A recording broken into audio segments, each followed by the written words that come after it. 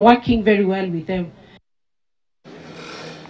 Kwingineko, gavana wa kaunti ya Laikipia Joshua Irungu amezindua mpango wa kuhifadhi maji ambao utanufaisha jumla ya boma 50,000 katika kusambaziwa matanki ya maji katika muda wa miaka 2 ijayo.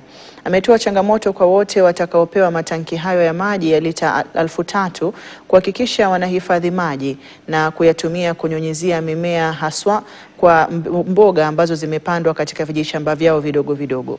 Gavana huyo amesema hatua ya wananchi kupewa matanki ya maji pamoja na kuchimbwa kwa mabwawa kutawaondolea wananchi masaibu ya kutembea mwendo mrefu kutafuta maji.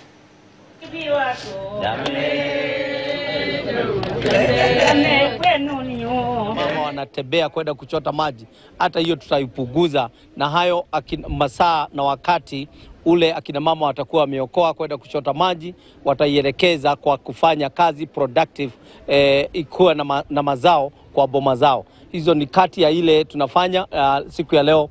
Kwa huu muhula ya mvua ya mwezi wa 4, tunatarajia kwamba tutakuwa tumepatia akina mama zaidi ya 2,000 ile tuwatapata wakati huu, na kila mwezi tutakuwa tunapatiana matagi 1,000, 2,000 kila mwezi, mpaka tuhakikisha kwamba akina mama au boma 50,000 zimepata matagi yao ya maji by 2027. Anzishe vikundi juu hakuna kitu unapewa ukiwa individual.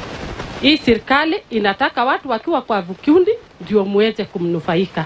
Na waomba wa mama gavana wetu wakisikia, muanzishe vikundi na muanze kuweka pesa zenu. Gavana kwa hapo kwa kutusaidia na ninajua ako willing. Washikadau kutoka kaunti 6 za